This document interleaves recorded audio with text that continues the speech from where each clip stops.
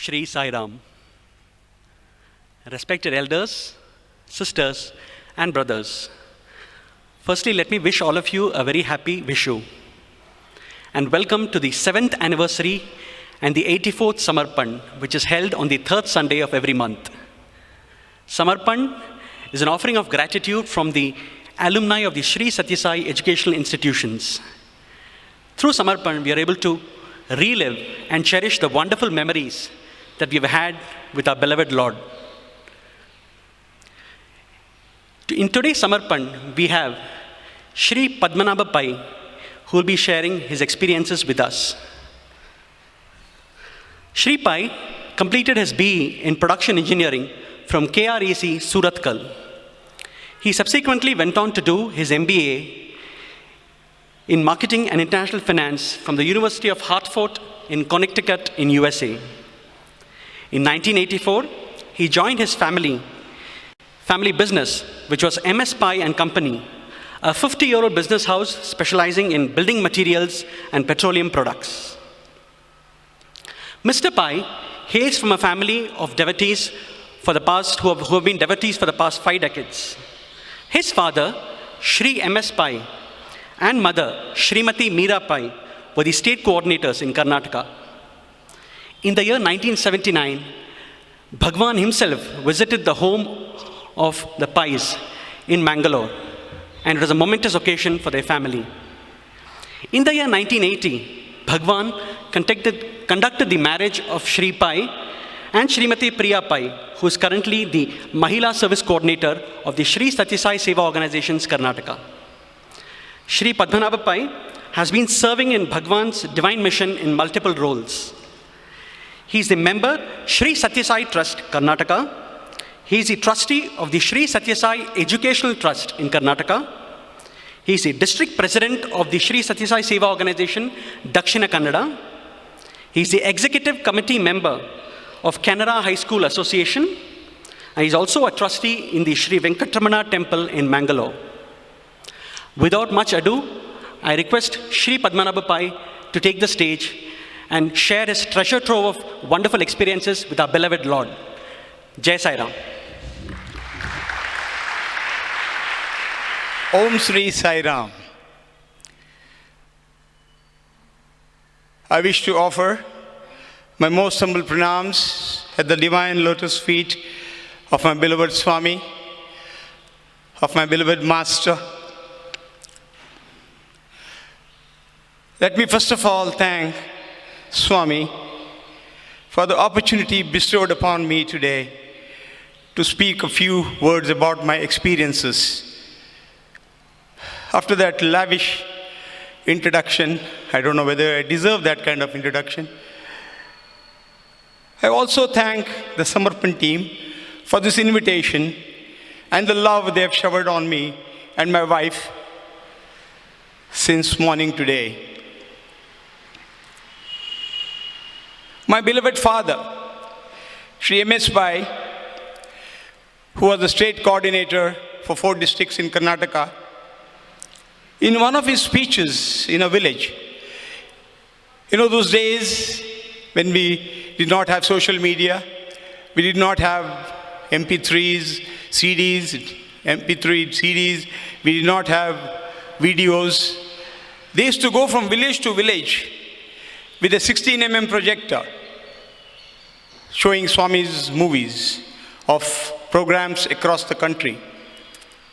And I happened to be there in one of those programs in a village, remote village around Mangalore, suburb of Mangalore. And he said, even if I were to stitch a pair of sandals from the skin of my back and offer it to Bhagawan, I will not be able to repay what he has done for me in this lifetime. This spontaneous outburst came from the bottom of his heart, and the entire audience was dumbfounded. But believe me, brothers and sisters, this is absolute truth, the real truth. From the time we came into contact with Bhagawan in 1961, his periodic guidance regarding spirituality, seva, and at the personal level, family business, children's education, etc., made complicated matters look very simple. We had to obey his command and follow it thought, word, and deed. Sometimes we really wondered if we deserved all such divine guidance. There was no need for us to take any decisions in life because the Divine Master had the master plan drafted for us. It was our responsibility to seek the Lord and unlock the plan. To unlock the plan, we needed a key, and that key was faith, implicit faith. If we have seen Swami showering lots of grace on a few devotees, my understanding was that these devotees had blind faith in Swami. He would do anything for such a devotee. I have no reservation in saying that my parents, Mr. M.S. Pai and Meera S. Pai, were such devotees. To narrate an incident, we were waiting for Swami's darshan in Prashanti Nilayam one day. Swami came out to the veranda and he was talking to the students and constantly kept looking at us from that distance. Saw my father, saw me, and he was continuously talking to the students. Subsequently, we realized from a student from Mangalore, he said, Swami was talking about you. Swami said that devotee is sitting there. If I ask him to jump into the well, he would go and straight away jump into the well. This is the kind of devotee he is. That's what Swami was referring to. They served him for over 4 decades with blind and implicit faith. Now I wish to experience and share the saga of experiences from 1961 when we came into contact with Bhagawan. As you all know, there is reason for people to come to Swami. With some problem in the family, there should be a reason to come to Swami. Why Swami calls you to him? It was a time when my grandfather was suffering from gangrene in one of his legs. It was a very serious ailment, and the leg had to be amputated. My father's elder brother, a first cousin, Dr. M.P. Pai, a renowned surgeon, he had done his FRCS in UK, and he had settled down in Mangalore. He was the principal of the local Kasturba Medical College. He's such an experienced person. Even then, he did not have the courage to operate on him and amputate the leg. There was another surgeon, uncle of mine, Dr. U.K. Kinney. Both of them had come from UK after their FRCS, and they were practicing in Mangalore, but they did not have the courage to operate on my grandfather. So somebody told my father about Swami, because my father was an ardent disciple of Shri Sai Baba. He used to go to Shri very, very often. I still remember in our childhood, when we went to Shri, sitting on the altar was a pujari from Udupi. And he saw that we were from Mangalore and started speaking to us in Kannada. He asked my father, what is it that you want? What is the sankalpa that I need to speak to Shri Sai Baba? And my father said, I need a house to stay. I'm out of my family house and I need a good house to stay. We came back to Mangalore. You will not believe. Within about a week, I still remember the old Austin car my dad had. We were the 3 children. We were sitting at the back and we were going around looking for a house, a rental house. And our car broke down in front of a house. It's an old Austin car, a vintage car you can say. It broke down and it was a Sunday and not too many people around. We really didn't know what to do. The gentleman standing across the street came to us and he asked, what is the problem? And he said, the car has broken down, but why we are here is we are looking for a house. You will not believe. The gentleman said, this house that your car is broken down, this gentleman is leaving for the US next week. He's desperately looking for a tenant. And this is the house we are staying in even today. This was 1960. And my father went inside, spoke to him, and he was a doctor. And he was a student of my uncle, Dr. M.P. Pai, that I mentioned. And he said, I have no reservation in giving it to you. Please come and sign the contract and the house is yours. So this was a blessing. I'm sure it was from our Swami, but it came through Shri Sai Baba. So this uncle of mine said, my father told my uncle that I want to go and see this Sai Baba in Puttaparthi. Everybody says he is a reincarnation of Shri Sai Baba. I would like to go to Puttaparthi. So a group of about 5 people, I still remember, I was a small boy in 2nd grade or 3rd grade. They started one evening. And it took them almost 48 hours, my father would say, because it was a tough terrain at that time. Going to Bangalore itself was 12 hours from Bangalore. And then Puttaparthi, nobody knew the roads to Puttaparthi. And they reached Prashanti Nilayam after about 48 hours. They reached in the dead of the night. They slept under a tree. And next morning, they went and sat for darshan. And those days, we were all allowed to go and sit on the veranda. And Swami would come out and choose people for interview. My parents, my father, with his friends, went and sat there. As soon as he came out, the first thing he did was picked up my father and the group. And he said, go inside. He chose a few other people, came inside. And as soon as he came inside the interview room, my father was telling me, he said, your car, MYX765, got lost. You people got lost so many places. But I was the one who showed you the way to come to Prashanti Nilayam. And he said, you are here for your father's operation. And these people are all wonderstruck. What is, this Swamiji, we have not told anybody about why we are here. And Bhagawan says, you are here for your father's operation. And ask your elder brother. And he says, ask your elder brother. Can you imagine? Ask your elder brother to go ahead and operate. And tell him that I'll be standing by the operation table right through the operation and I'll guide him in the operation. And he talked to several of the people. There was one gentleman, another doctor from Mangalore wanted to accompany my father. But at the last minute he couldn't come. Swami said, the doctor you wanted to come, give him this prasad. And this was like out of the blue, miracles after miracles. Swami was talking about people that wanted to come and join them in Puttaparthi and couldn't come, prasadam for them. The group came out. At the last minute, my father was the last one to come out. Swami held his hand, took him inside again, and he said, gave him bhajan books.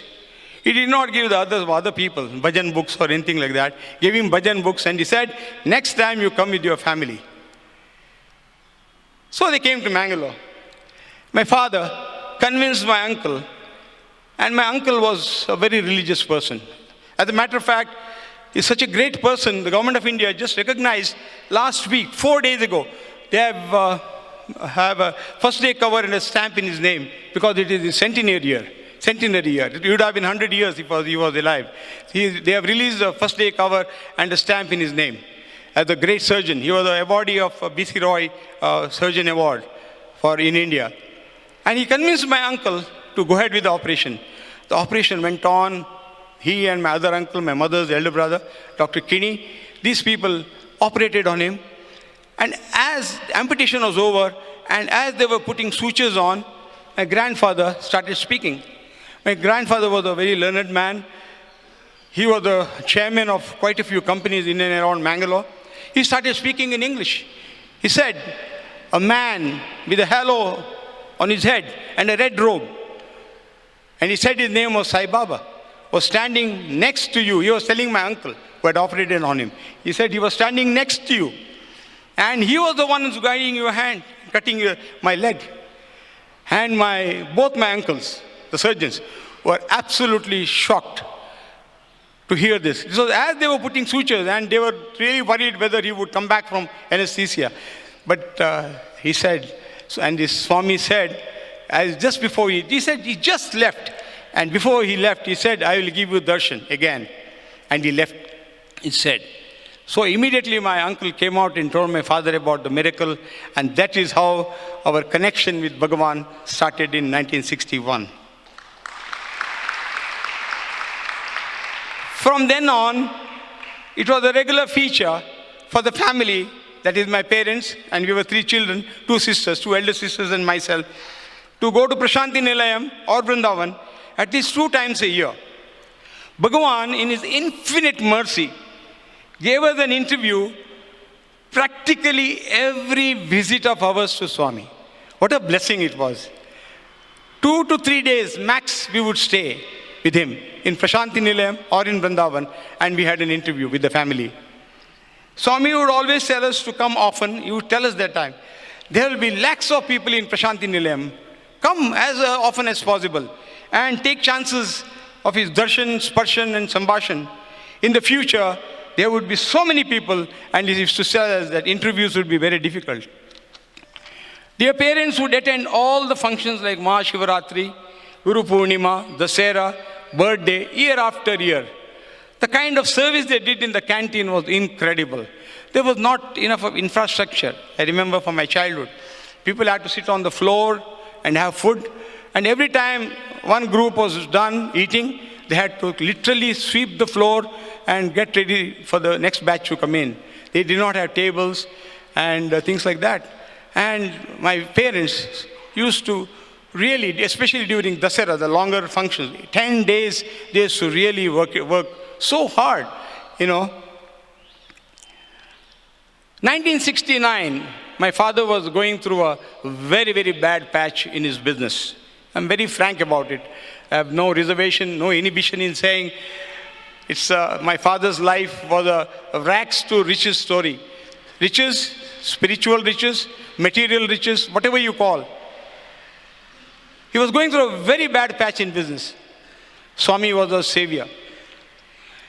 We went to Swami, and that day, the kind of blessing that the family got was kind of a transition for the family. He used to call my father Poi. Actually, we are originally from Goa. And even today, the Pai, we call in PAI in Mangalore, people say POI in Goa. So he used to call him Poi. Everywhere, anytime, from a distance, Poi, he would say. Poi, your life is like a ship in the middle of the ocean. It is about to wreck. Look at Swami's, he said, it's about to wreck. I said, don't worry, I will not allow it to wreck. I'll hold by the anchor and bring you to the shore. This is the Swami's assurance in 1969. He said, I will not allow the ship to wreck. I'll hold the anchor and bring it to the shore and see that you are safe. And in the same interview, Swami started talking about my elder sister's marriage. She was in college. And as we were leaving, he said, go to Bombay and look for a job, look for a boy. And my father was wondering, Bombay is an ocean. Where do you go and look for a boy in Bombay? Is it easy? I mean, Mangalore itself is big, it's difficult to look for a boy. He said, go to Bombay and look for a boy. But the kind of devotion my father had, yes, Swami, I will go to Bombay and look for a boy, he said.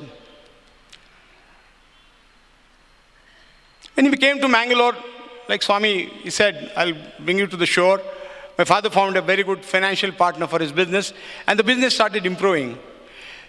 Within the next year, next 6-7 months, my father and my parents went to Bombay, like Swami. Otherwise, next time he would say, have you started looking for the boy?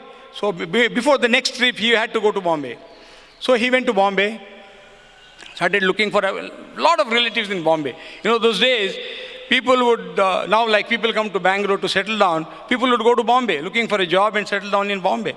Like now everybody comes to Bangalore. No, they don't go to Bombay anymore. But those days, my father stayed in a couple of relatives' homes and started asking people if there's any potential boy for my daughter. And a couple of them recommended.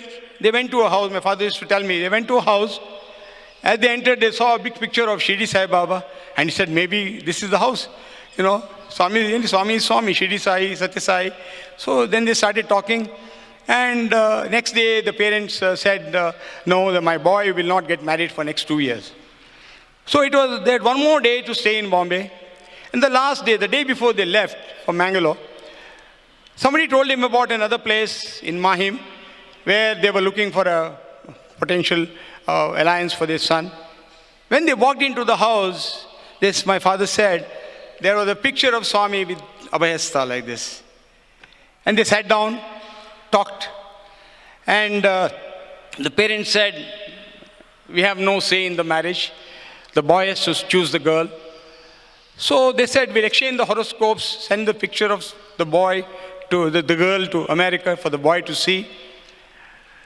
And after about a month, my father was here in Brindavan.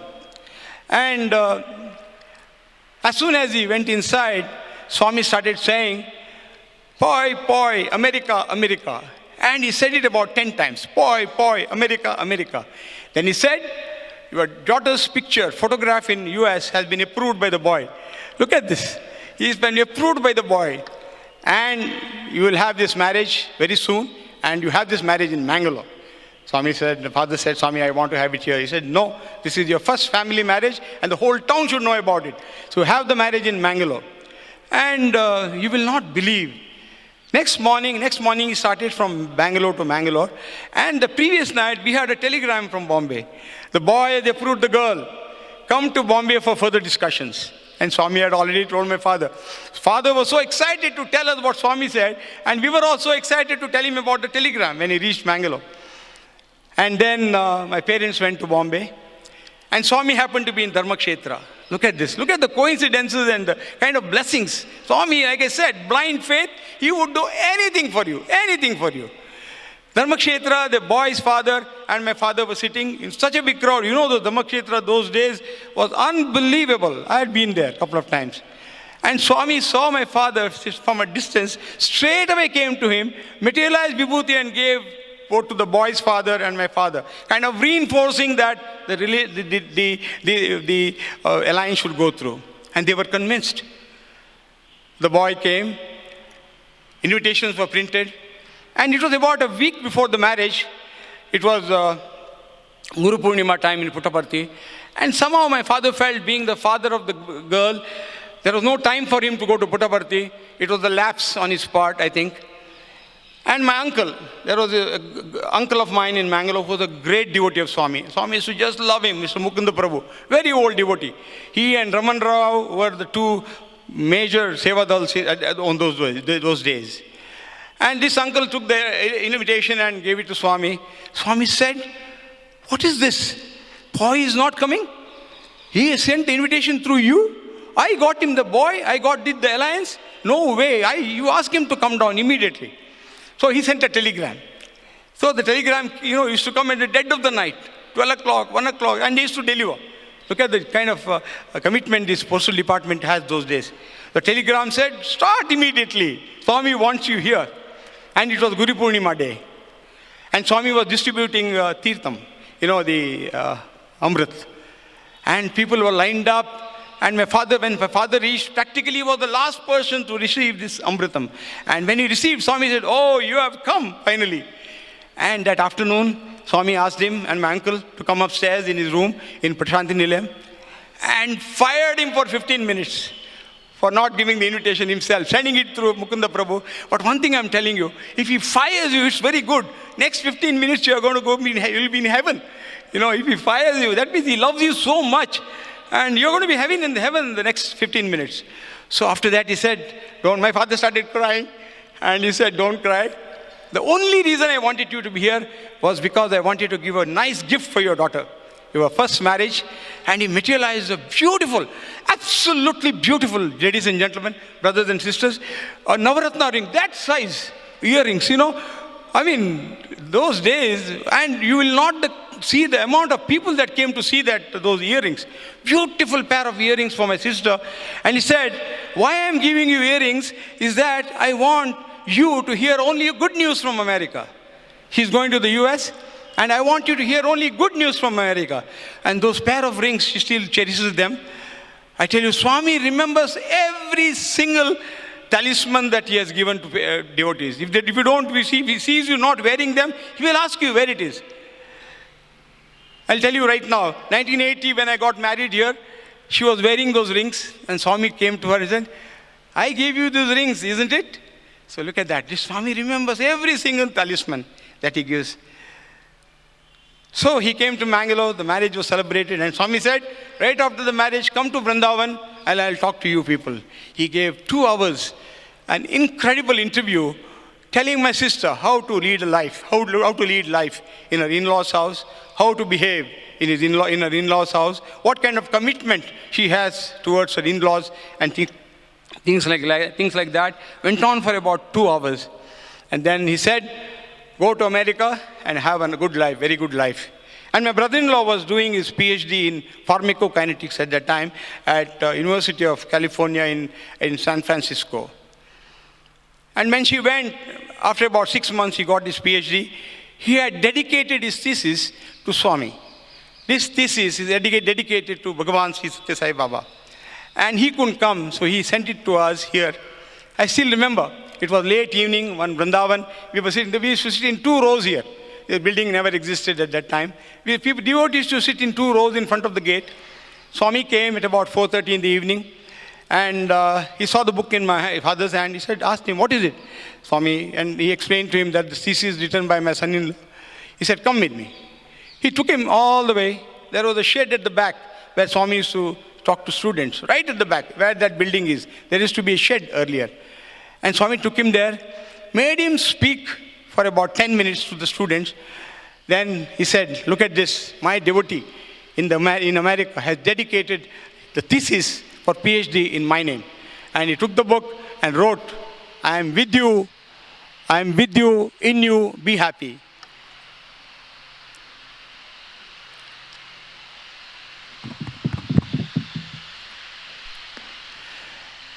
And he wrote on the book,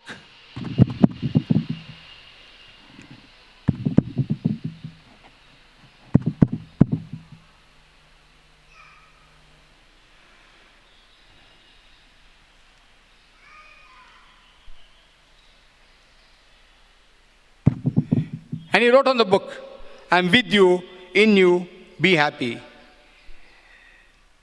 My sister, Malati and Ramchand Nayak, they were totally involved in the Sai organization. As a matter of fact, they had a center running in their house in around suburb of Philadelphia in Pennsylvania. When I was there, we took Swami's blessings to open the center. And the day the center opened in Philadelphia, there were scores of people. And in the following interview, my mother mentioned to Swami that my daughter has opened a center. And Swami said, Gottu. I know. I was there, he said. The garland fell 3 times. Your daughter thought it fell because of the weight. No. I was the one who pulled the garland, he said. I wanted to show my presence. And I was the one who pulled the garland 3 times, Swami said. And a lot of people started coming in. When I was there, I still remember one black lady had come to the center one afternoon. And then this lady went back, and there was an evening session of a bhajan by Parvati Mahadevan. She was teaching us bhajans at that time. And she went and slept in her house. She had a dream. She said, Swami came into my dream. Her dream, he said, go for the evening session. So first timer. See, Swami, the way Swami attracts devotees, if he wants them, he will bring them back. So she came back in the evening and she spoke for about 15 minutes. Said, the first time I have darshan of Sathya Sai Baba. And he told me, go and attend the evening session. So that center, they are all totally dedicated to Swami. In 1972, I still remember, it was my parents' 25th wedding anniversary. We were sitting there in the shed. Swami came in the morning, spoke to my father, and my father said, Swami, it is my 25th wedding anniversary. Swami didn't say anything, took a round, went inside. The 4 of us, me, my parents, and my sister. My sister had got married, the other sister, second sister, and we were sitting there. We sat down from 9 to 12 in the afternoon, 12:30 in the afternoon. Around 12:20, the gate opened, and Ram Brahmam came running outside and said, Swami is calling you. 12:30 in the afternoon. Nobody here, absolutely nobody. A gatekeeper, a watchman, and ourselves. And we went inside. Swami said, 25 years ago, you were married at 12:25. That's why I wanted to call you at 12:25 in the afternoon. And I wanted to celebrate your wedding again today after 25 years. So he took us inside. My father had taken sweets, fruits and whatnot, and he gave it to us. And then he materialized a ring for my mother, a beautiful blue ring. And he also materialized the silver ring for my father. My father, in spite of being a devotee for such a long time, had a bad habit of smoking. And Swami would always pull his legs about smoking, but he couldn't quit. That day, after he gave the ring, he said, "From today, you are not going to smoke." I still remember our car was parked outside the gate. He came out and threw the pack of cigarette and BD, one big packet was there of Ganesh BD. I would like to tell the name also. Threw it out of the car. And he said, "From today, I will not smoke."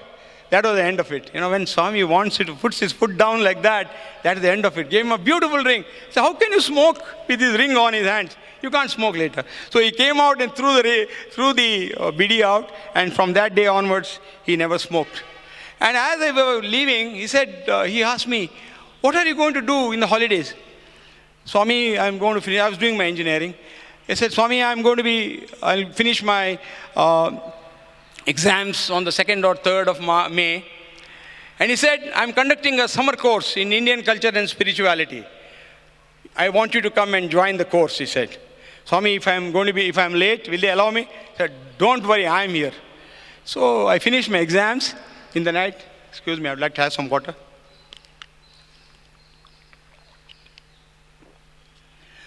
Finished my exams, took the night bus. I didn't even know. The first time I was coming by bus from Bangalore, always traveled by car with my parents. Somehow managed to get an auto from bus stand to here. Came here. And when I went to the registration office, as usual, said, "No, nobody is allowed. All the seats are full. We don't even have badges. You are not allowed inside." Then I told him, "Swami has asked me to come." "Swami tells so many people to come," he said. "Swami tells so many people to come. What do I do?" I stood under there was a fig tree. There used to be a lot of fig trees here, if you remember. Figs, a lot of fig trees, anjeer trees. I stood under the tree with bags. Right there, Swami came out and students were all running around. Swami came out, saw me from a distance and called me. He said, "Come here." Then I had this Janivaram and one more thread here. He pulled it out and he said, "What is this you're wearing?" I said, "Kashi Dara, Swami. We used to wear this thread from our temple." He made fun of me. "What is this Kashi Dara and all that?" Then he said, "When did you come?" I said, "Came this morning, Swami." He called one student. At that time, the college had just started in Brindavan. There are so many students today. At that time, there were only 50 students in Brindavan. And he called one of the students, removed his badge and put it on me. And that boy did not have a badge for the rest of the month. Whole month he did not have a badge. Removed the badge and put it on me. And he said, "Petrol pump ko jao." You know why petrol pump? They were having breakfast. And he knew I was terribly hungry. Last night, 8 o'clock, I had dinner and nothing till about 11 o'clock in the morning. So he said, "Petrol pump ko jao." I went inside. Prabhu Prasad from Mysore was our guide, taking care of Karnataka students. Actually, we were not even told about this summer course. But for Swami, but for this interview, but for Swami calling, we did not even know. Because the district president at that time, Mr. Mandiyal Narayan Bhatt, had already selected a candidate from Alike and he was here. He was Padmanabha Bhatt and I was Padmanabha Pai. Two Padmanabhs here arrived in Bangalore. But he was well established. He was sitting there. And then that 1 month was absolute heaven. Heaven. I tell you, 1 month with Swami. Literally morning, afternoon, evening, late in the evening, he was with us. 1 month we spent here. I can never forget those days. He used to be like Lord Krishna, absolutely like Lord Krishna. We made Sundays was no classes, cleaning ashram and everything. We were cleaning, we were with a broomstick, we were cleaning. Governor had come. Swami called me, said, "Come." And telling the governor, "This is an engineer and he's sweeping." I said, "What a big deal." He's an engineer and he's sweeping, Swami said. I said, "Swami." Then the chief minister of Karnataka came. To him also he was saying, "Look at all the students. They are from across the country." It was not like students' summer course at that time. This was purely from the organization. Students from 300 boys and 300 girls were picked up from organization from across the country and they came here for this. I want to share some experiences of some of Swami's pranks in the classes. And we had some of the finest teachers in the summer course. Dr. Gokak, Dr. Bhagwantam, GP Rajaratnam. His class on Sarvadharma was absolutely unbelievable. Beautiful speeches we had.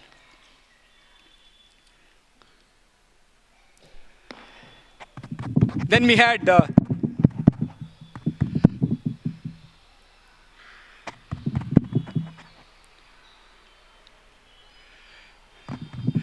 General Kariyappa. I still remember the way he started his business, started his speech. He said, he was introduced as a VVIP, and he said, I am not a VIP, I am a VOC, in his typical army language. You know what VOC stands for? None of us answered. He said, very ordinary chap. He said, I am a very ordinary chap. I am not a VIP. And one day, in the afternoon, with such a good lunch offered here, so many chapatis, the Swami used to give us fantastic food. And that ice cream used to flow from that Joy Ice Cream factory here. Literally flow here. Everybody has to eat morning, afternoon, evening. Swami is a great devotee, Joy Ice Cream, Mr. Java. He used to get ice cream from that factory and it was flowing here. And Swami walked into the class. Half the class was dozing off. There was some class, the class going on Upanishads. Young guys who don't even know what Upanishads, meaning of Upanishad. And it was all Greek and Latin to us, going tangential like this. And half the class was fast asleep. Swami walked in at 3 o'clock. And you're scared to wake up somebody next to you when Swami is watching you, right? So Swami went right to the back of the class. And there was this guy, we had an instructor. I still remember his name, Mr. Levin Hagen, an American physical director. And this guy was snoring to glory, literally snoring to glory. And he was right at the back. Swami went near him, materialized a plum that size, and went and stuck it in his mouth. He had his mouth wide open like that, and he put it in his mouth. When he woke up, when he got up, he saw Swami in front of him, and with that big plum in his mouth, it was a sight to watch. That was that was one thing. There was another old family devotee. I don't want to tell the names. His son, a very great devotee of Sevadal here. His son was with us in the class. And we had not seen, I think he had made fun of some girls in the class. Like typical college, He had made fun of them. Swami, the kind of discipline he had. He came, class was going on, some speaker was there in the front, and this guy was sitting at the back, fired him left, right, and center. This guy, big guy, compared to us, I was in third year engineering, and this guy, a big size fellow, and he was standing there, he was crying, literally crying, in tears. And then Swami went. Evening he came again, had a big parcel in his hand, a packet in his hand, went around the class looking for this guy, finally saw him sitting right at the back, asked him to follow him, went right, bhajans were going on, right, took him in the carpet right in the center, made him go and sit with the bhajan group, and then opened the parcel and gave him a mouth organ. This guy used to play the mouth organ. He said, from today you are going to play mouth organ every day during bhajan. And this is the kind of love he showered. Firing in the morning, love in the evening. And then another incident, striking incident was, I think one of the boys from northern India, I think he smoked that day. And Swami came and fired him. You're not supposed to smoke in the ashram. You're not supposed to smoke in the first place and then not in the ashram. And this guy started arguing with Swami. Having smoked, then arguing with Swami, no chance. He said, Swami, no Swami, I didn't smoke. Everybody was there. We were all there. We were having breakfast. Swami materialized the picture. And this guy was shocked. He fell on Swami's feet. That picture had this guy smoking. And at the time that he was smoking, there was a cow behind him. And that was in the morning. At 6 o'clock or 7 o'clock in the morning. And that picture, Polaroid picture, Swami materialized and gave it to him. See, are you denying that you didn't smoke? You say you didn't smoke? Here's the picture. Swami materialized this picture for him. And he said, then he pleaded with Swami. Another incident I want to tell you was Swami's mother, Ishwarama. One boy was reprimanded again for some misconduct. And this boy was thrown out of the class, like typical our engineering class or whatever. You are thrown out of the class for misbehaving. He was standing outside the classroom. Our classroom was here, next to the tray. And she was standing outside. Then Ishwarama came and asked him, what is the problem? Why are you standing outside? He said, I have been thrown out of the class. You will not believe, she stood with him. And whom she was waiting for? She was waiting for Dr. Gokak to come. She knew that at particular time, Dr. Gokak would come, enter the class. She waited there and literally requested Gokak, he's a young boy, may they make mistakes, please excuse him. He didn't know who had sent him out. He had no inkling at all. Absolutely didn't know who sent him out. But Ishwarama literally requested him. Then he took him into the class and brought him into the class. And May 6th, what a sad day.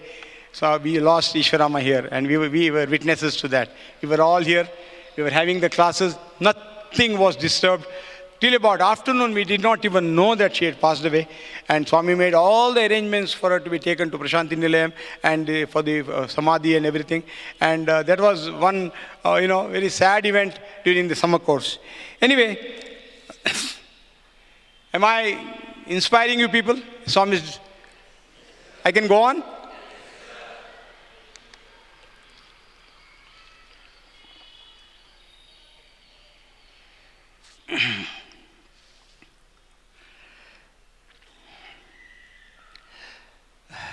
Talking about several interviews.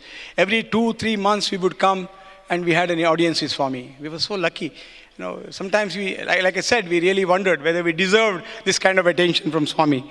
One of the interviews, Swami picked up my second sister and he said, you finish your degree, MBBS. She was doing her medicine in Kasturba Medical College, Bangalore. She got a free seat from the government and she was doing her undergraduation. And he said, you finish and you will go to America for higher studies. And you will get married and you will go to America. And suddenly turned towards me and he said, you too are going to America for your higher studies. I was a very average student, frankly speaking. Very average student, first class, not distinction, because I was in too many extracurricular activities. I was a cricketer, I was in debates, I was in dramatics, I was in NCC, everything in schools. And I was a very, and he said, you two are going to America for higher studies. I was really shocked when Swami made that comment to me. And then followed, immediately said, I will perform your marriage in Brindavan. I was in second year engineering and I was saying, Swami is talking about my marriage already. But that sankalpa, divine sankalpa, he wanted to make that day. That sankalpa was fulfilled. Later on I'll come to that. My sister, and he said, was to get married. And there was a very good alliance for a boy who was coming from the US, another doctor. And my father went to Swami to find out whether Swami's acceptance was there for this particular alliance. And along with went his uncle also accompanied him. It was opening of Anandpur College. See, all the major events, they participated. And they used to go 3, 4, 5 days ahead and then participate in the program, work in those programs, toil there, literally toil there. When they came back, you should have seen their trousers and shirts and everything. They used to work. And that night, I'll tell you a small incident. My father was not very financially sound at that time. He used to buy lottery tickets. And maybe Swami wanted him to stop doing that.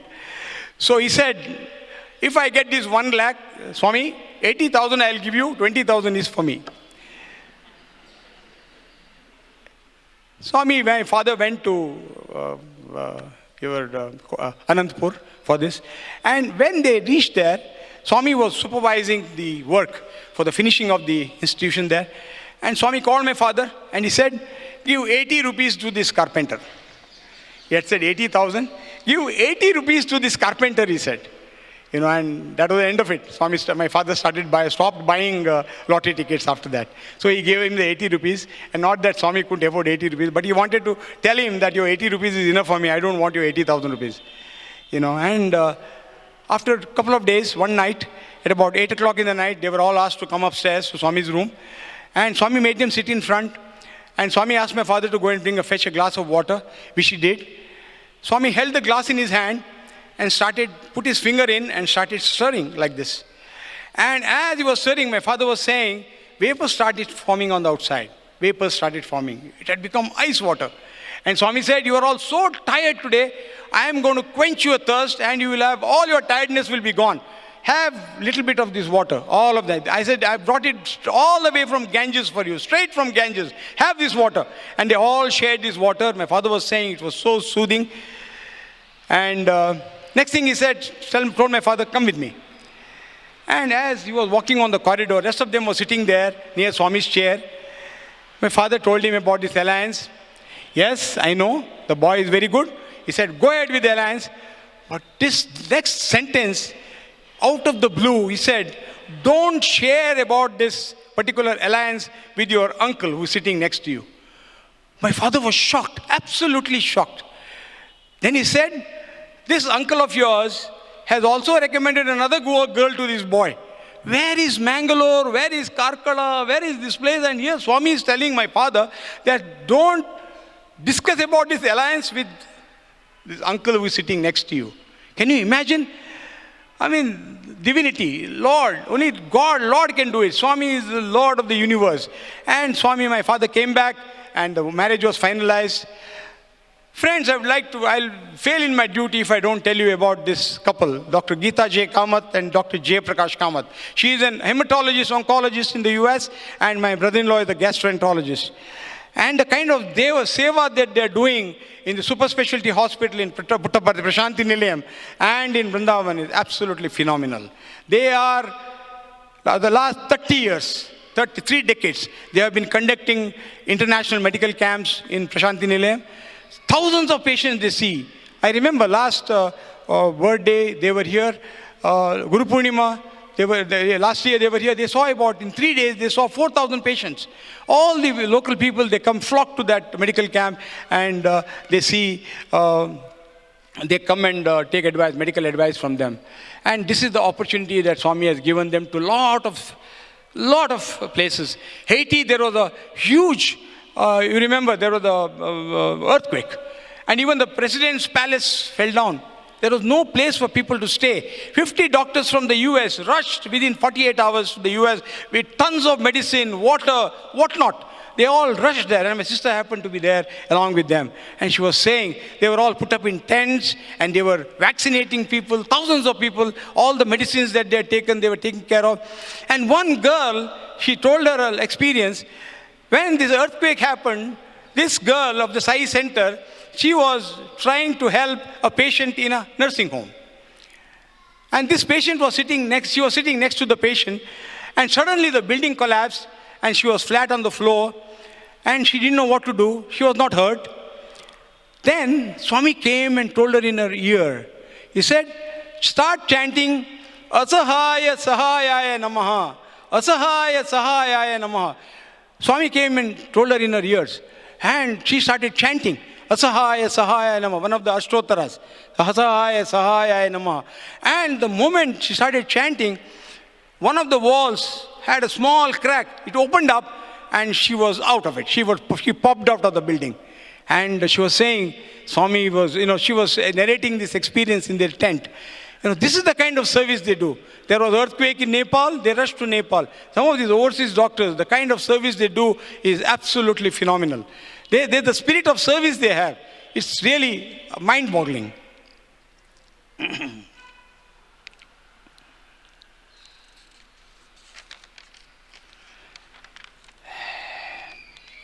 Coming back to my experiences, I'd like to share with you a few things that Swami had told me. When I was in the 9th standard, Swami suddenly looked at me and he said, you do engineering. And he said, there is an engineering college very close to you, Surathkal Engineering College, KREC. I said, you do engineering there. I was really wondering because KREC, the marks used to be like, PU marks used to be like nothing, no CET and all at that time, but it purely by PUC marks. And that time the marks were like, people, anything above 95 would get in there. I said, no chance. KREC for me is not my cup of tea. I was saying, in my mind, you will not believe. The year I passed out from my PU, I had about 78% marks in PU. the engineering sticks were so down. There were no jobs available for engineers. Thousands of engineers were jobless. And engineering college were literally going empty. There were no admissions in engineering college. This was the year 1969. And we started applying. And in the third list, I got a seat. I couldn't believe it. Swami said, you are going to get a seat in KREC. And I was very confident that I would get it. But at the same time, very apprehensive because 95 plus was not my, I thought I wouldn't get a seat in the college. But the percentages came down because of the sticks being down, the market being very down. And then I got admission to KREC. I studied there, completed my engineering. And I wanted to, Swami said, go to US and do MS in engineering. Started applying. At that time, there was no emails. You had to literally post all your applications to America. And it would take minimum 60 days for you to send the application and get an acknowledgement and things like that. I almost got admission for MS in one of the colleges. I came to Swami and Swami called us for an interview and he said, forget about MS. You do MBA. He said, that will help you in your business. So I had to start all over again doing my MBA, preparing for my MBA. So I started applying for my Master's in Business Administration, sent applications to about 15 or 20 institutions, got admission in 3 colleges, 3 universities, and I was wondering which one to go to. I had no idea as to the ranking of the university and things like that, no access to internet at that time. Then I wrote 3 names in 3 different sheets, went in, sat in the prayer room, put it in front of Swami, and picked up one sheet. It says University of Hartford, Connecticut. I said, okay, this is my university. Went to the US and came to Swami here. I was standing there with my father. He came to me. He said, okay, go to America, finish your education and come back. Materialize Vibhuti. Sent me Vibhuti from inside and gave me Padmanabha and he left. And he sat in the car and went to the hospital here, general hospital. So everybody left. We also went and stood outside the general hospital just to have darshan of Swami. We were going to Bangalore and Swami had gone inside the hospital. Swami came out within 15 minutes. That was a bon voyage for me. He rolled the windows down, put his white handkerchief outside and started waving at me, like saying, white is like good luck, and started waving at me. And this waving of handkerchief was so, soothing for me, and that was a blessing that I had for my life in the US for the next 8 years. I was there. I went to Hartford and realized, why Hartford? When I took the lottery, why Hartford? Hartford had one of the largest Sai centers in the US, friends. The largest Sai center. And all of them were Americans. And they were literally begging to Swami every day, praying to Swami. Swami, send an Indian fellow to teach us bhajans. They wanted to learn bhajans. They wanted to learn a little bit of Sanskrit, Hindi, whatever it is. And there was not one single Indian boy there in the center. And then when I called this gentleman, Mr. Bill Cleggan and Nadine Cleggan, wonderful people, wonderful people. This guy was an aeronautical engineer working for Pratt & Whitney in Hartford, Connecticut, an engineer. And she was a real intellectual. She was teaching in another school, in some university. And when I called him, you will not believe, in half an hour, he came to my apartment, picked me up, and took me to his house. And he said, copy this paragraph. I was wondering why I'm here. I'm a visitor to his house. And he gave me a paragraph in English, and he said, copy this. I took a piece of paper, like an examination, I sat down papering. And then he said, I am an handwriting analyst. I can study anybody. I can tell you who you are, what you are. I can tell you about your character. Everything by handwriting, analyzing your handwriting. And he said, that's how I became a devotee of Sai Baba. I saw his handwriting and I knew he was God incarnate. So he said, write down. He took my thing. And then he said, looking at my handwriting, he said, you can come to my house anytime you want. You are a person of sterling character, he said. You are a person of sterling character. You can come to my house anytime you want. You can stay with me. And I became part of the center, taught them bhajans, It was so hard. Chitta chora yashoda ke bar, navanita chora gopal. And the kind of words they were using was unbelievable. I had to correct every single line. Itta chodara yashodara ke bar. This was unbelievable, I made them sit. I used to go Saturday afternoons and sit with them, teach them bhajans, and 2 years passed by and my MBA was over. One afternoon, my parents called me, said, Swami is coming to Mangalore. Before that, 1977, just before I left to the US, Swami was supposed to come to Mangalore. And at that time, what happened was, our old house, we did not have we thought it was not nice for us to have Swami, in case he wants to use the bathroom, we did not nice to have Swami use the bathroom that we are using. So what I did was, we converted one of the small rooms into a bathroom. And I'm into business in Mangalore, in the sanitary business. And within 7 days, we got a new bathroom ready for Swami. But unfortunately, Alike, the founder of Alike Institutions, Madhyal Narayan Bhatt, died in a car accident. And Swami said, I don't want to come now. I will postpone my visit. And 1979, he came to Mangalore. And he told my father the itinerary was chalked out.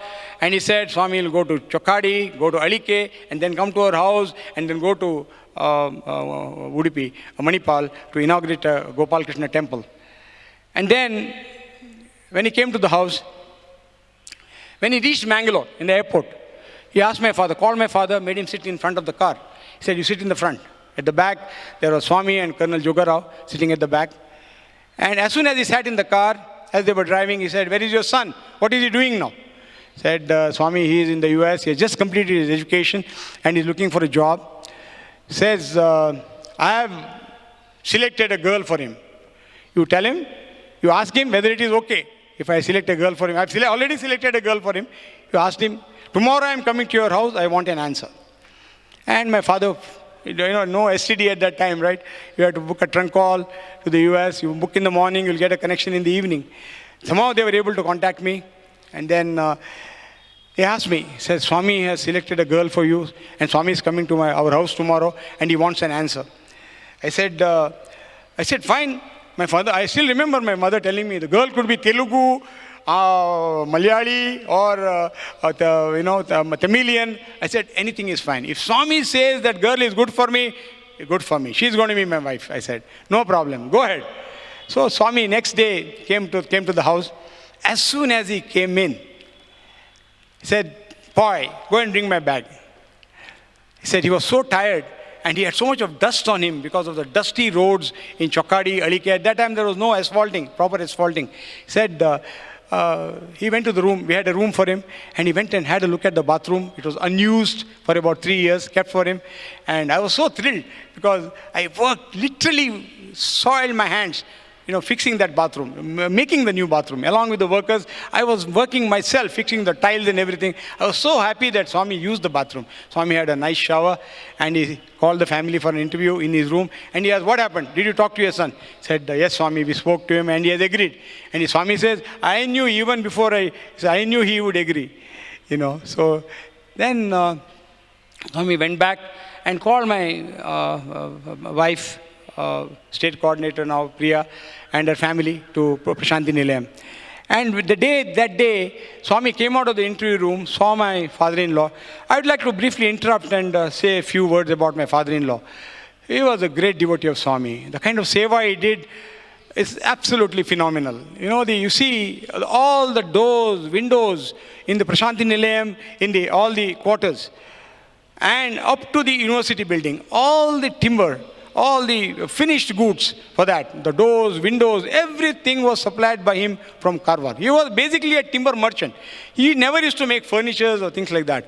But Swami made him to do that. He had about 30 carpenters in Karwar working round the clock because with the pace at which Swami was building Prashanti Nilayam, all the housing quarters, W1, W2, W3, W4, W5, W6, South Prashanti, East Prashanti, he wanted truckloads of doors, windows, shutters, within no time. So my father-in-law had to literally scout for teak wood. In that area is very famous for teak wood. And he had these 30 carpenters working round the clock for him. And he would bring goods. Every month, 1 or 2 truckloads of finished goods would roll into Puttaparthi. And this is what Mr. V.V. Shetty was all about. He was a phenomenal devotee of Swami. And Swami called him and he said, I have gone to Mangalore and fixed your daughter's wedding. I've selected a boy for your daughter. And he said, went around and he said, call the whole family. And he told my wife, I've selected a boy for you. Boy has a double degree. Look at all the credentials that Swami says. He drinks only milk. He probably wanted to say that I don't drink, being in the US. So he says, well, drinks only milk. And these words were golden words. And he said, actually that was true. Just before I went to the US, I came to Swami. But Swami was looking for a driver. And Swami told my father, bring a driver from Mangalore. Good driver. He shouldn't be drinking, he shouldn't be smoking. He said, okay. We advertised in the paper, a local daily, Udayavani, and had about 20 candidates, shortlisted about 5 or 6. Out of that, chose one guy, who was a tall guy, handsome, good looking, very presentable. Made him, we stitched nice clothes for him, white clothes, and I took him to Prashanti Nilayam. I was the one to take him to Prashanti Nilayam.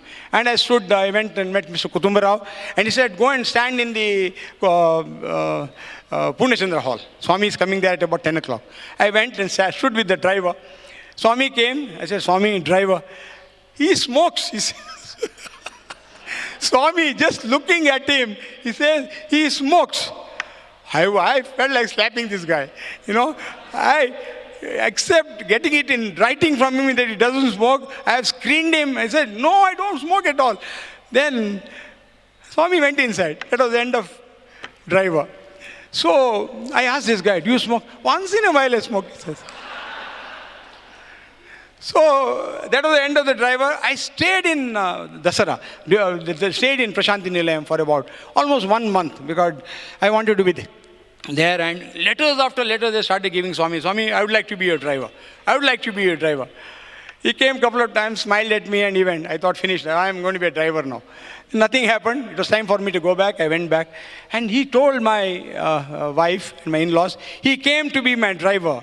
But I told him that I will be your life driver. I don't want you to be my car driver, but I would like to be you. I will be your life driver. And till today, he's been driving my life. Dear friends, he's been driving my life.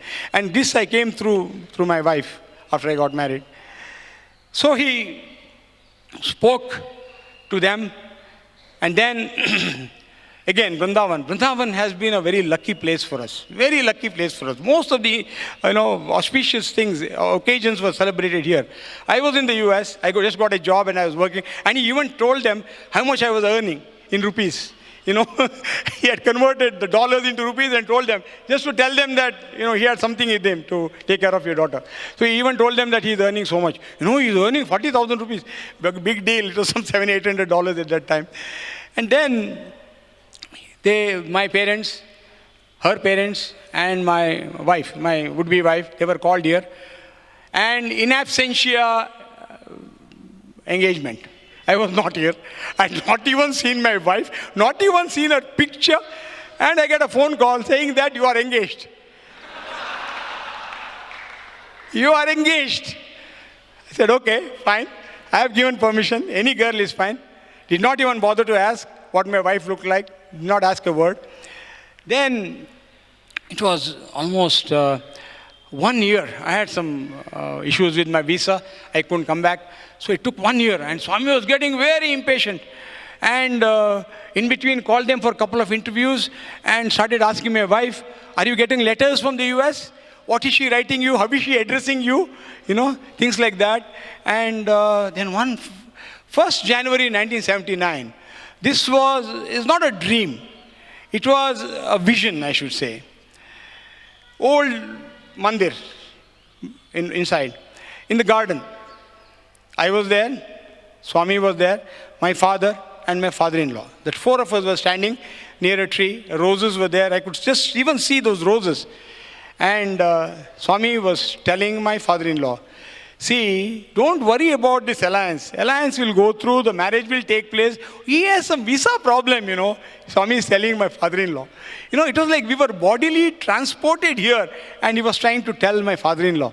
What a dream it was. Then 1979, July 7th to July 10th, we were in cloud, wherever you say, 16, not 16, above that. We were all here. It was fantastic. We arrived here on the 7th. We were sitting there. Swami came, didn't look at us, straight away went inside. At about 10 o'clock, he called both the families inside. As soon as I entered, I was the first one to enter. He saw me and he said, "You look very good. You have lost a lot of weight," he said. So, actually I had lost a lot of weight at that time. And then once both the families were inside the interview room, he said, "You have not seen your wife, right?" Turned all the lights on in the room. Normally he never used to turn all the lights. He turned on all the lights and he said, "Look at your wife." Turn back. I did not have the courage to look back. Swami was sitting on the chair in the front and he said, "Look at your wife. I turned on all the lights for you." Then I saw my wife for the first time in my life. I had no choice, right? But I have no regrets. Friends, I have no regrets. That was the best thing Swami could have done for me. Then he said, "Tomorrow is Ashtami. Today evening I'll call you again." Gave us all so many gifts. So many gifts. My dress to wear, everything, saris for all the ladies. Then he said, pulled my hand, he said, "I'll give you a beautiful ring on the wedding day." I said, "Okay, Swami." Then 8th in the evening, we all were inside for Swami's bhajan. 9th, early morning, Swami sent a shawl for me. Kote Lakshminarayan was here from Mangalore. He used to be here, I think, at that time. He brought one shawl for me. And then we were all asked to come inside. Swami celebrated the wedding in a grand manner. Absolute grand manner. Called us inside again. That day morning, he also celebrated the thread ceremony of my brother-in-law, an alumni of your Sai Kiran Shetya from Karwar, celebrated his thread ceremony on the same day. Then asked us to come inside after the marriage. It was like going to my, it's a family house. We were all standing in the veranda. He asked my wife and myself to go and sit inside the room for about 15 minutes on the sofa. He asked us to sit inside the sofa, on the sofa. Then after 15 minutes, he came back and said, "Okay, come out now." It's like Graha Pravesha. I didn't know much about it at that time, but then later on realized that he wanted me to be, it was like a Graha Pravesha. He had arranged a grand lunch for us here in the canteen. He materialized a beautiful green ring for me, the first one here, and Mangal Sutra for my wife, and it was a beautiful interview. After that, he said, after the marriage, he said, "You all come to Prashanti Nilayam for Guru Purnima, and I'll talk to you there individually." We went to Guru Purnima. He gave us a very nice interview. And again, he gave us a lot of advice as to how to lead your life. Then he said, "Go to the US, work for about 5-6 years, and come back and be here in Mangalore." But I didn't take it seriously at that time. Our first child was born, and Swami named her. At that time, my father-in-law expired, and we were here in Mangalore. We came to Parthi, and Swami named at that time, and named her Suman. He said, "Good mind." We spent 4 years in the US, and one day, I took my wife on a vacation to Hartford, where I went to school. I wanted to show her university, and I wanted to show her the family that, like my host parents in the US, gave so much of love to me, the Clegans. I wanted to take her to the house. They forced us to stay there with them. They said, "No, you're not staying in the hotel, you stay with us." That night, that was the dream of my life. Swami came into my dream and he commanded in English. He spoke to me in English for the first time. Always used to speak in Kannada. He said, "Go back to India and join your father's business." Gave me Padmanabha and he left. That was the command. I couldn't refuse. I had to. That was the command he gave me in English. "Go back to India and join your father's business." My father was about 60 years of age at that time, and he was feeling, who is going to be running this business in the future? And if I stayed back for a couple of more years, I don't think I would have ever come back. I would have been in the US forever. So that transition time, Swami wanted me to come back. So I came back in 1984 December to India. 1985 was my father's 60th birthday. We all went to Prashanti Nilayam. As soon as we entered the interview room, he gave us 2 interviews at that time. The first interview, as soon as I entered, he asked me, "Where are you now? What are you doing?" "Swami, as per your command," in Kannada I told him, of course, "as per your command, as per your instructions, I am back in Mangalore and I have joined my father's business." Swami raised both his hands, blessed me profusely, and he said, "Come here," and materialized the second ring for me. The first ring was the marriage ring, materialized the second ring for me. And he said, "Go develop your business." He said, "Do all kinds of side business." I don't know what side business meant. He said, go develop your business. And he said, Samriddhi, nothing to worry about. You go and, then I said, after the marriage, we told Swami, you also give us opportunity for seva. He said, do business now. Your parents are doing so much of seva. You do business now. Future, I will give you a lot of opportunities.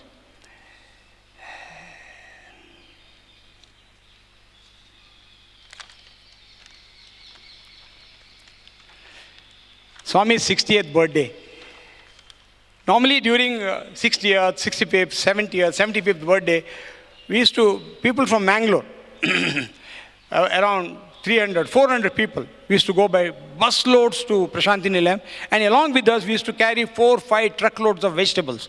Hore kanike, they say in Kannada. I don't know what they say in English. Hore kanike.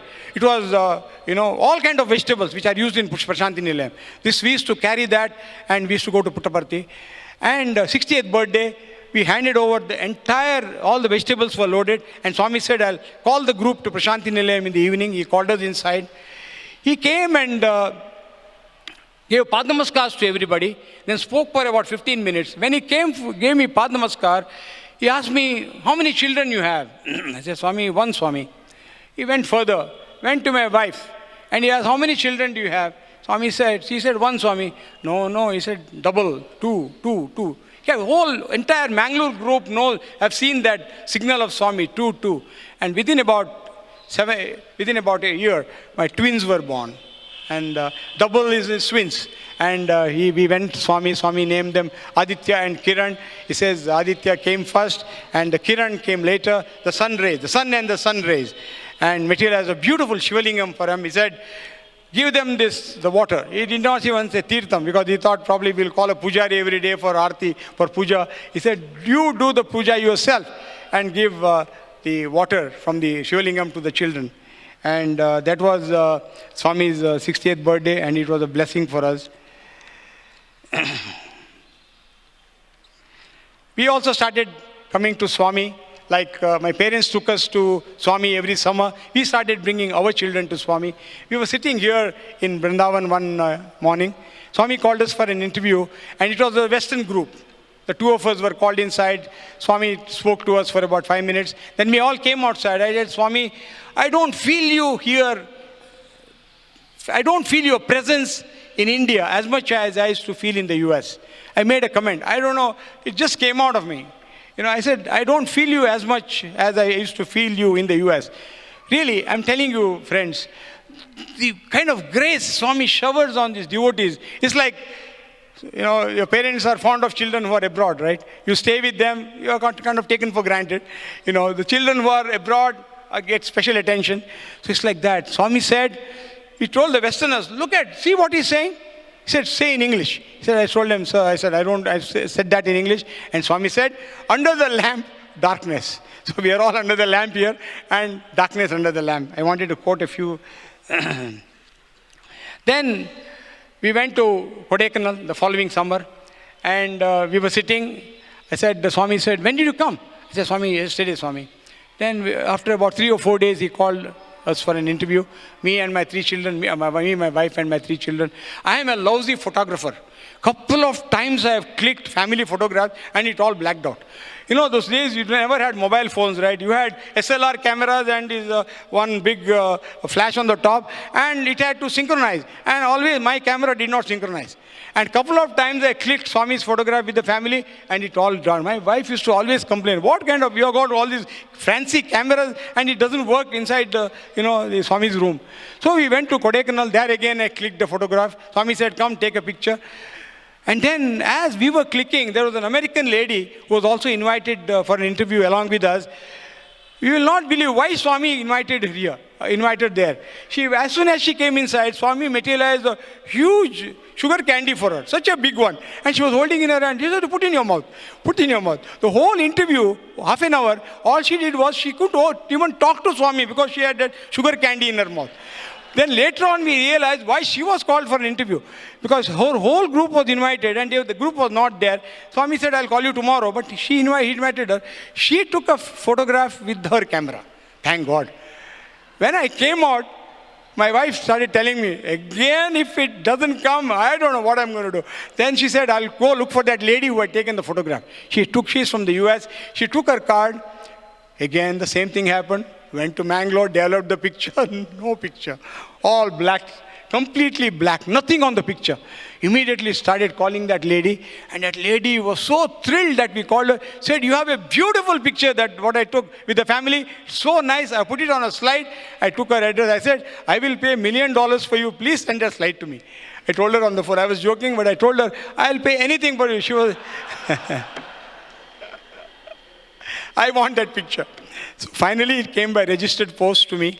Such a beautiful picture, you know. Now, of course, I take good pictures because the cameras are good on my cell phone. Then, our last family interview was in 1997. It was my parents' 50th wedding anniversary. The whole family was called.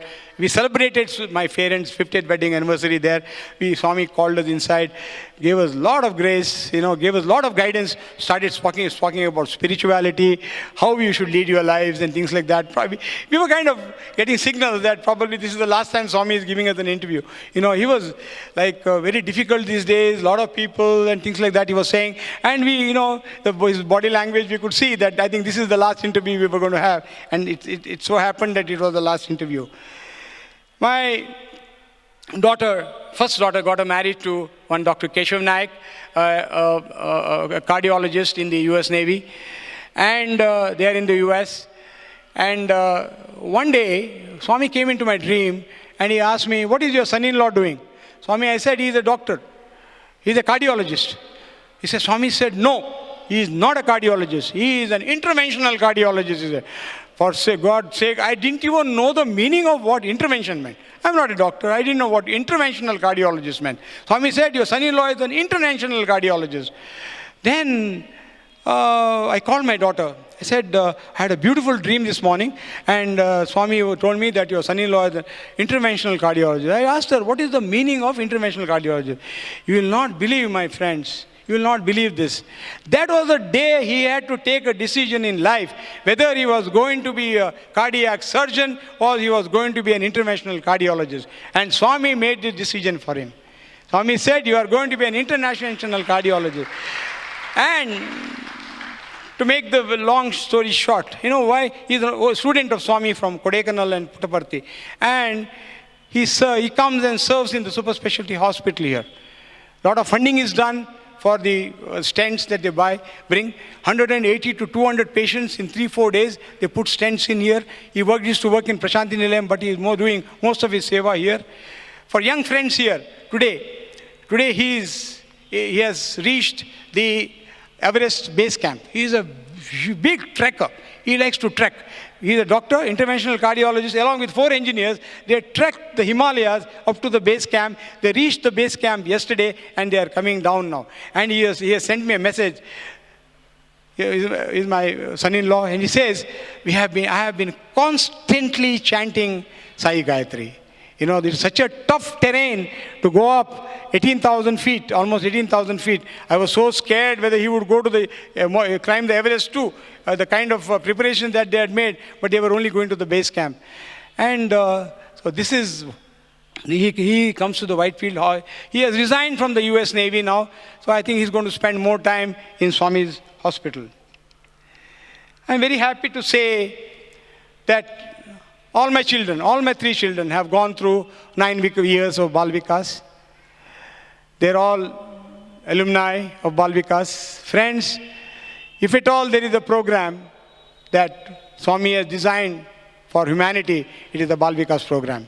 It is one of the most beautiful programs, and you should make sure, devotees should make sure that everybody that they come across have to impress upon the children to join Bal Vikas, wherever they are. This will take care of the rest of their lives. This is my experience. All my 3 children, the kind of etiquette, the kind of mannerisms, the kind of behavior, it is as good as that they are in Swami's institution. They go through these 9 years of Bal Vikas, their life is all set. I'm in the organization. I would not justify if I don't speak a few words about the organization. I'm the district president of the Sathya Sai Seva organization in Dakshina Kannada district. And we have a bunch of highly motivated devotees in the district, right from the time of my father for the last 50 years. They have gone walking from Mangalore to Puttaparthi. This is the kind of people there are, devotees in Mangalore. All you need is to motivate them.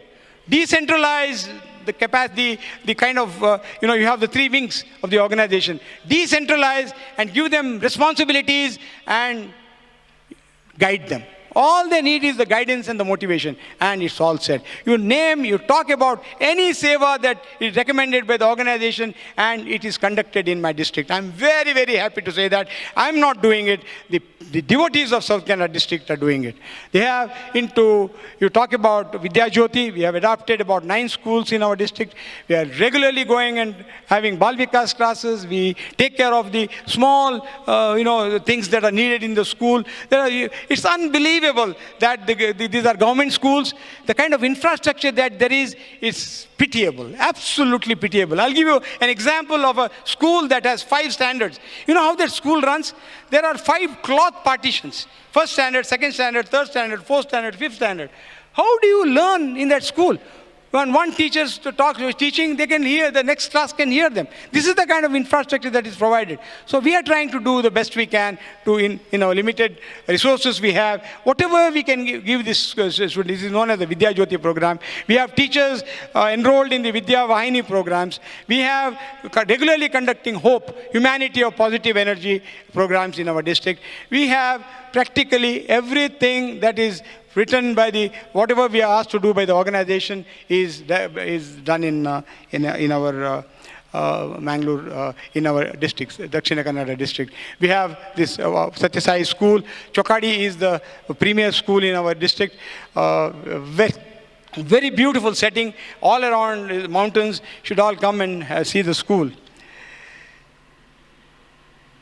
Like I said, I want to wind up the 2 minutes. We came back from the US. We were pleading Swami, also, you please give us opportunity to serve you. And he said, I will definitely give you enough opportunities. Friends, I'm so happy to say he is every day he is giving us opportunities after opportunities. You just have to go looking for opportunities to serve, and it is there. Friends, I would like to dedicate whatever I have said at the divine lotus feet of Swami. And I thank you all for a very patient listening. Thank you very much. Jai Sai Ram. Jai Jagadish Hare, Swami Sathya Sai Hare, Bhakta Jana Samrakshaka, Bhakta Jana Samrakshaka, Pati Maheshwara, Om Jai Jagadish Hare. Shashivara Shikara, Seva Pranapati, Swami Seva Pranapati, Ashita Kalpatika, Ashita Kalpatika, Abadbandhava, Om Jai Jagadish Hare.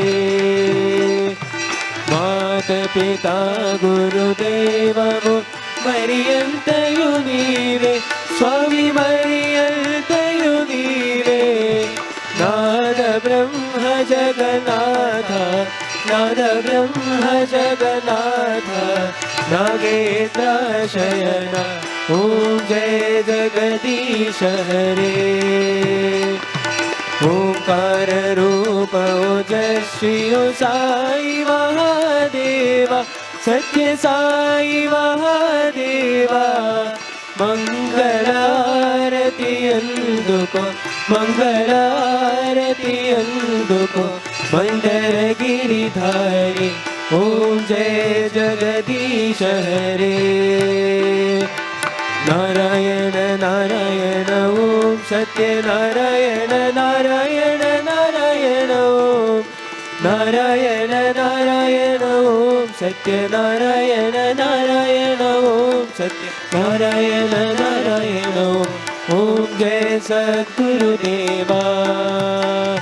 Narayana Narayana Om Satya Narayana Narayana Narayana Om Narayana Narayana Om Satyanarayan Narayan ओम सत्यनारायण नारायण ओम जय सद्गुरुदेवा नारायण नारायण ओम सत्यनारायण नारायण नारायण ओम नारायण नारायण ओम सत्यनारायण नारायण ओम सत्यनारायण नारायण ओम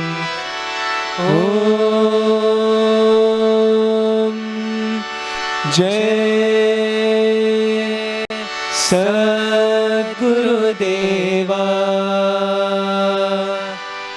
ओम शांति शांति शांति समस्त लोका सुखिनो भवन्तु समस्त लोका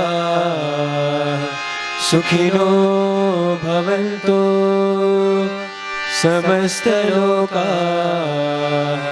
सुखिनो भवन्तु ओम शांति शांति शांति जय बोलो भगवान श्री सत्य साई बाबा जी की जय।